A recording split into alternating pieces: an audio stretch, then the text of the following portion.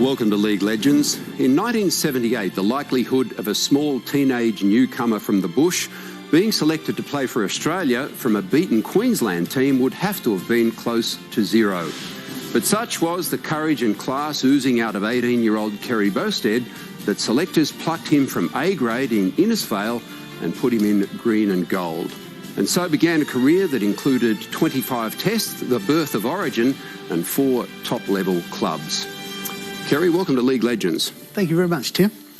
Can we firstly talk about the crisis of identity that must have happened to you and Des Morris?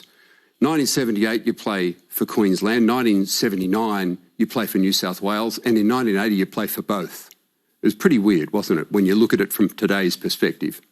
I suppose the good side from my side of it was the fact that everywhere I played, I was nearly winning each time. Yeah, which was really good. But it was well, you know, going to New South Wales and playing in New South Wales was always going to.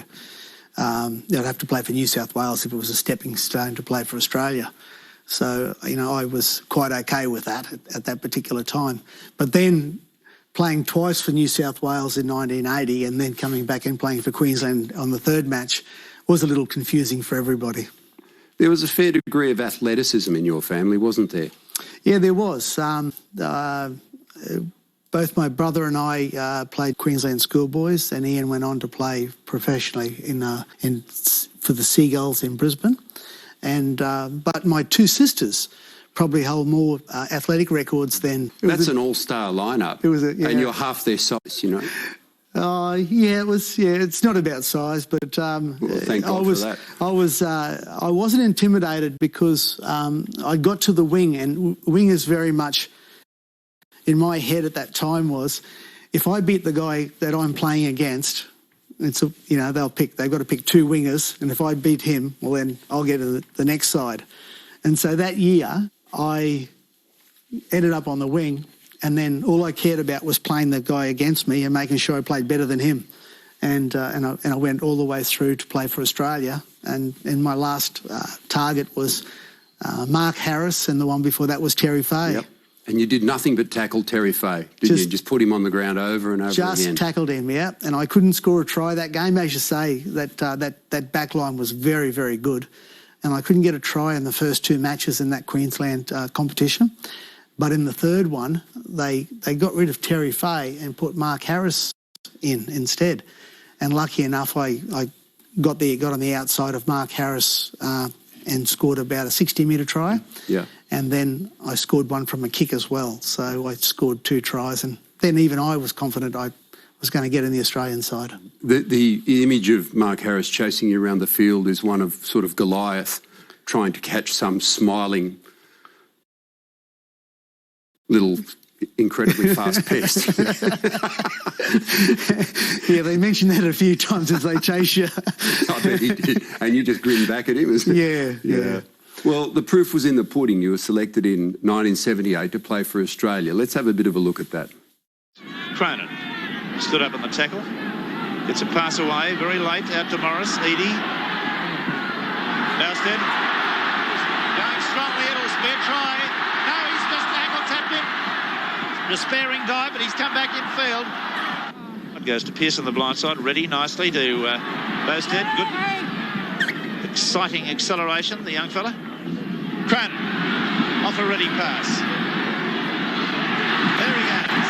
The little fellow in to score a test try. Boustead.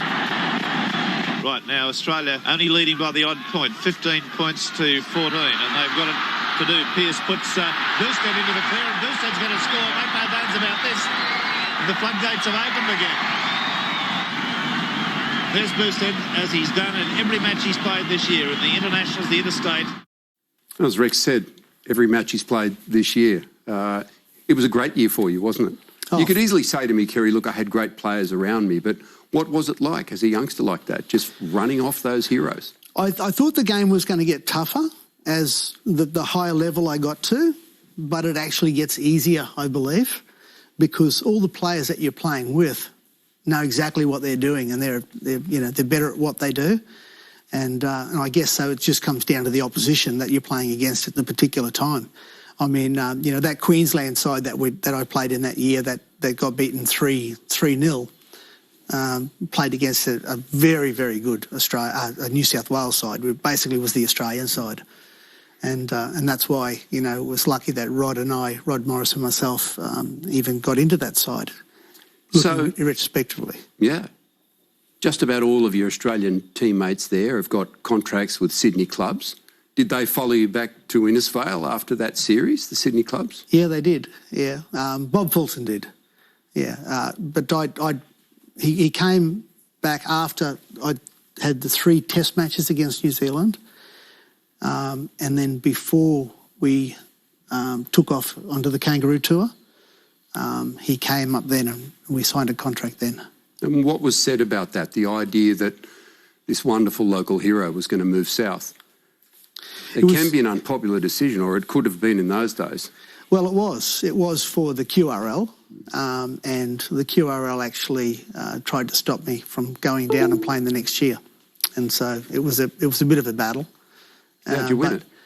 Well, we actually paid the first transfer fee that had happened in Trans-State. Yeah. And I was the first evidence of that. So they had to pay him some money to get down there. Talk about that 1978 Ashes tour. You're 19. Frank Stanton is the coach, and he's a notorious disciplinarian, isn't he? How did you take to that? Not very good coming from Innisfail training background. In Innisfail, we had to train twice a week, and if you didn't show up on the Tuesday, it wasn't so bad, because if you were working or something, that was fine.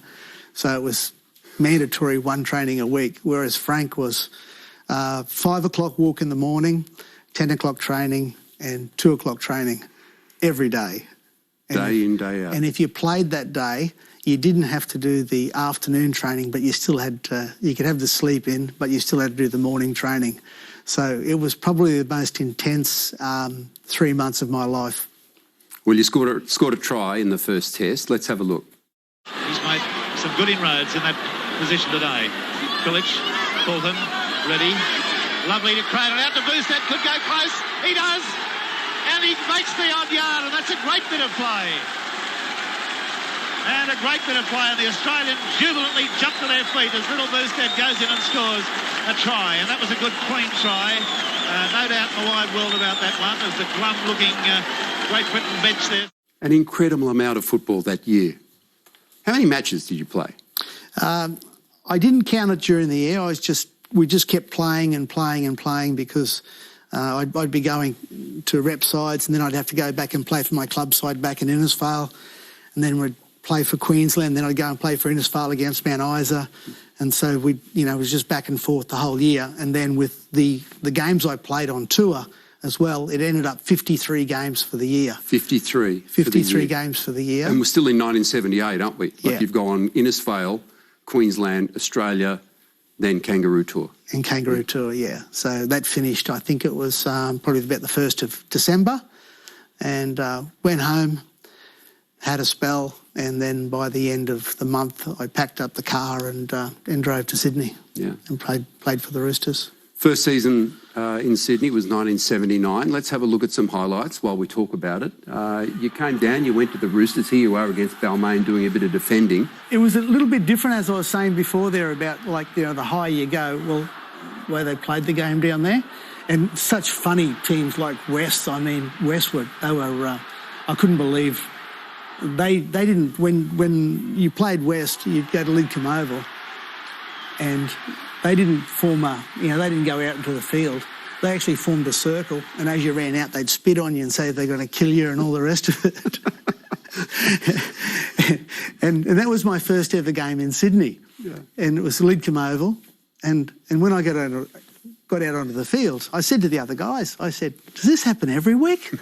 And they said, no, it's just West. Don't worry about it. Yeah, don't worry about it.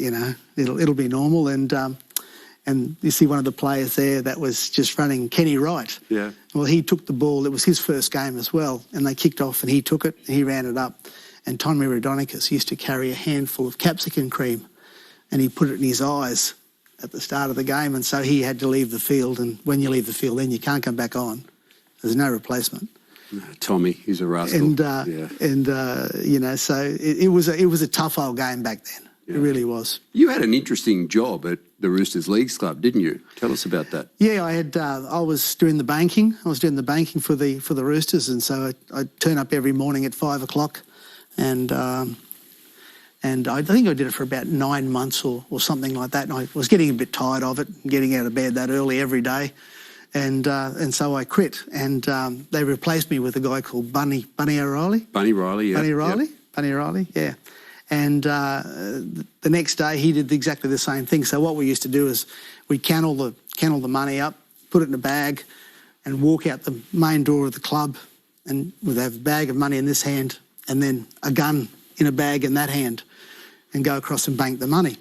And the day Bunny did it, the day after I finished, as he walked out of the door, there was a van there, the door slid open, and they put a double-barrel shotgun in his face and took the money and the gun, I think. Yeah. So he wasn't too happy about that. Yeah, I bet. In May 1980, you're at Lang Park in a blue jumper. Then in July, you're back there in a maroon jumper for the beginning of State of Origin. What are your reflections on the match? What do you remember about it all? We thought it was just a one-off game, and I didn't mind because it was certainly going back and playing for Queensland, that was a thrill for me, what the reason for playing state matches back then was not like it is now. It's not the be-all and end-all. It was a stepping stone for a selection process to play for Australia. And so all I cared about was playing for Australia. And it was nice that I played for Queensland, but that was what I needed to be, was playing for Australia, because that was my goal. At the end of that match, Kerry, it became really clear, and we'll have a look at some pictures, that it meant a hell of a lot more to the crowd than just selecting a team to play for Australia, didn't it? Yeah. They ran out to you, didn't they, and grabbed hold of you? Yeah, and I could feel it during the week, because we had a whole week up in Brisbane, and we used to walk the streets, and people just come out of the streets and they'd be crying and saying, "You've just got to beat them this time," and all the rest of it. And we really knew that there's something was going to go on that day, and everyone was prepared to put in the biggest match that they've ever done, that ever performed. And so it was a really big turning point. It was a big turning point, yeah. 7 wins in a row for the Roosters that year put you into the finals, obviously. Can you recall the feeling about being in the grand final? Because until this point, your career is a bit of a fairy tale, isn't it? Playing in a grand final was very, very special. Get to meet the Prime Minister beforehand, and he said he was a staunch Roosters fan. And then at the end of the match, when he's shaking the hands of the other team, the Dogs. He was a Bulldogs man. He was a Bulldogs man. Yeah. That's life. Yeah. But it was fantastic. It was one of those days, but that you go out sometimes and play football and things don't go right for you. And it was one of those days that just nothing happened that was heading in the right direction. And regrettably, we went down to the Doggies that day. How keen were you on a second Kangaroo tour in 1982, given that Cranky Frankie was in charge again and you knew his stance on discipline? Were you more ready for it that time?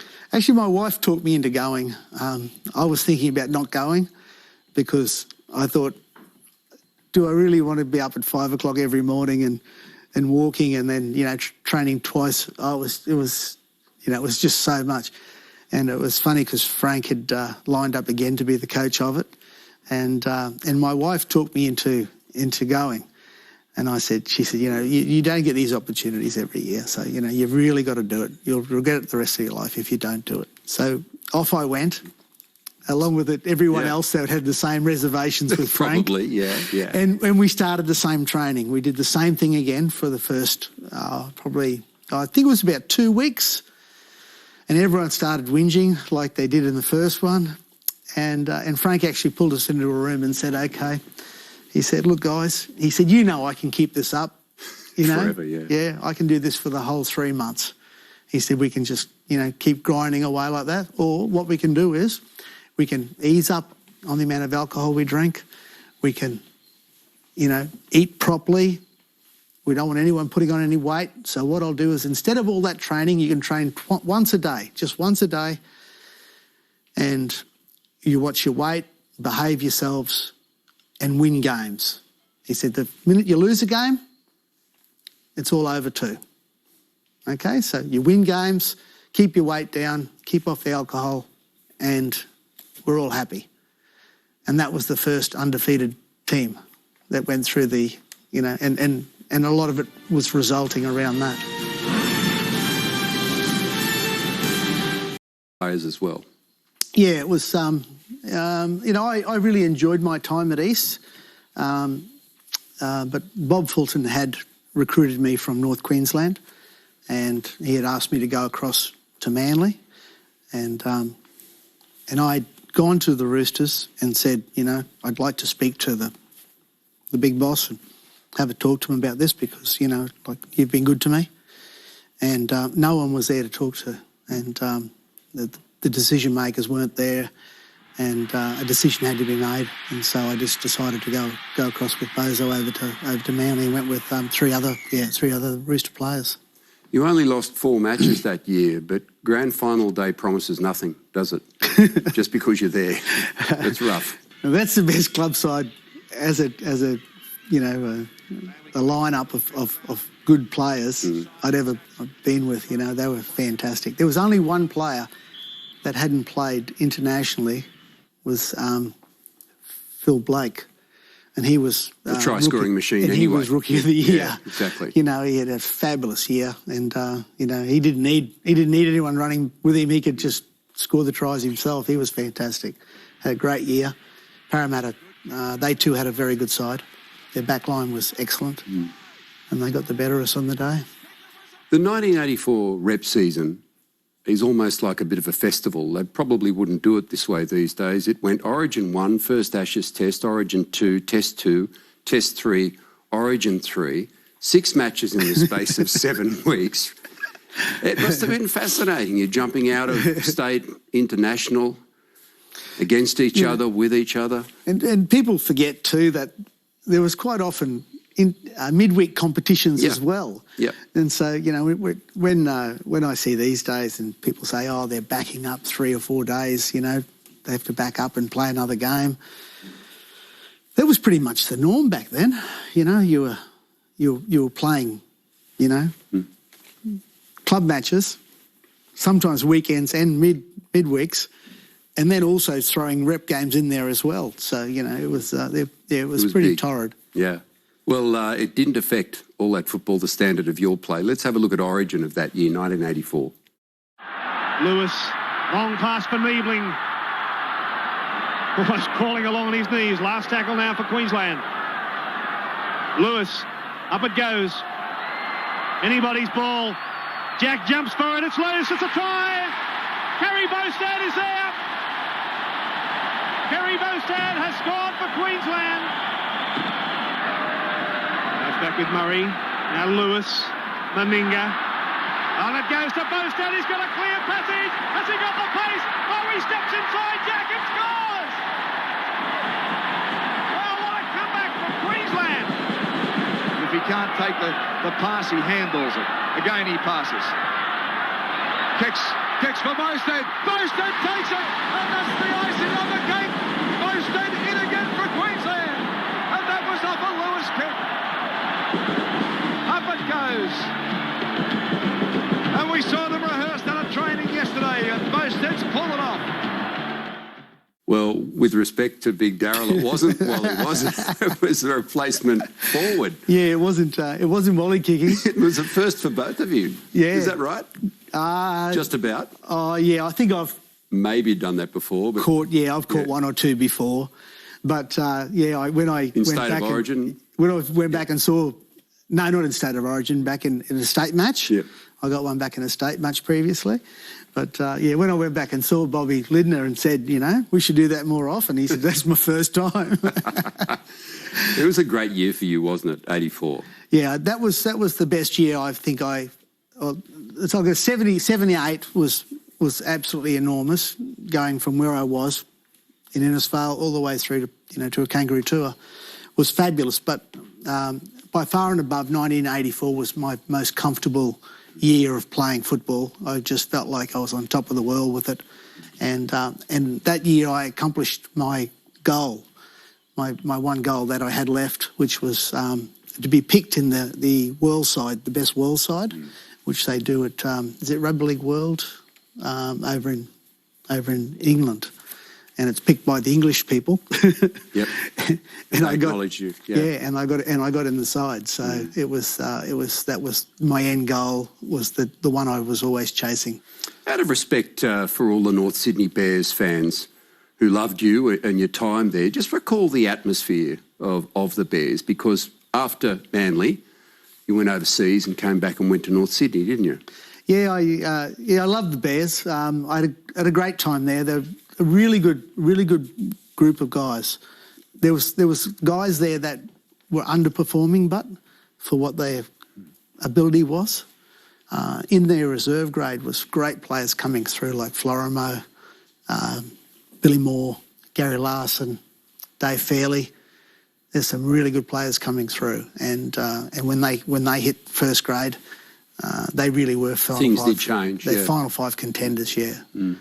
You'd started to have a few injuries, hadn't you, after? Oh yeah. After 85. Yeah, and my last year at Manly, I hardly played any games because I was just injured all the time. Every time I'd come back from a broken bone, I'd break another one within the next 2 weeks, and I got very frustrated with it, and so I needed a spell, which I took. I went to England, played over there for an off-season, and then I had a season off in Australia, which gave me time to recoup and get myself back together. Nevertheless, you said goodbye in a Bears jumper with a lap of honour with your kids. That must have been nice. Yeah, it was great, yeah. As I said, it was a really good club.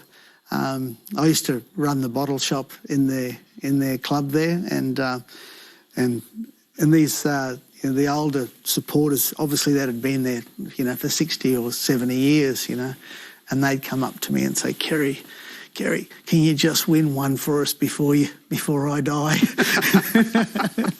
You're just putting pressure on me, no buddy. pressure at all, yeah. My body's giving out and I'm nudging 30, but I'll do my best, Yeah, and then last year at the Bears, I tried really hard. I was co-captain with Tony Ray, and I tried really hard to have a really good year, but my body was letting me down, and I basically finished the last half of the season. I was a week on and a week off at the end of the game, and my back was pretty much gone, and it was time to go. And on the last day, my boots, which I'd had specially made 3 years ago, both fell apart in the second half of the last game. Did they? Yeah. Yeah, it was a sign. Well, I took it as a sign. Bad boots, or time to go. They were telling you. Time to go. Time to go. Like a lot of bush blokes, you felt the need to go back. You were very passionate about the North Queensland bid, weren't you? And very involved. I really was keen on creating a platform or a pathway for the young players of North Queensland and Country Queensland to not to have to go to a city 1,000 miles away, to further your career. What did you feel when they won? When they won the competition? Yeah. I seriously never thought the Cowboys would win. I mean, we're playing out of a town, Townsville, that has 180,000 people. And I just wanted the team to be competitive. That was my goal, is that we had a competitive team up there that would give 1,000% every time they went out and played in front of their home crowd and make North Queenslanders happy. That's what I thought that we had the capability of. I didn't ever think that we would win a grand final. And to see it in 2015, it was spectacular, especially in the way it happened. The way it happened, yeah. You always grinned while you were playing, like you were loving every minute of it. Is that how you think of the game? Yeah. I loved the game from the day I put a pair of shoes on. And we probably didn't wear shoes in Innisfail when we first started, but, you know, from the time I was 6 until the time I retired at 30, every game was just, I used to laugh my way through it and had fun, and that's what it was about. It was just enjoyable. The only times I wasn't so happy is some of the training that we used to do. Yeah. But you know what? You can talk your way through that. You can talk yourself into liking training too. Yeah. And once you get fit, really fit, don't ever let it go. Well, it's been just as enjoyable to hear about it, Kerry. Thanks for being part of League Legends. It's been a lot of fun. Thank you very much, Tim.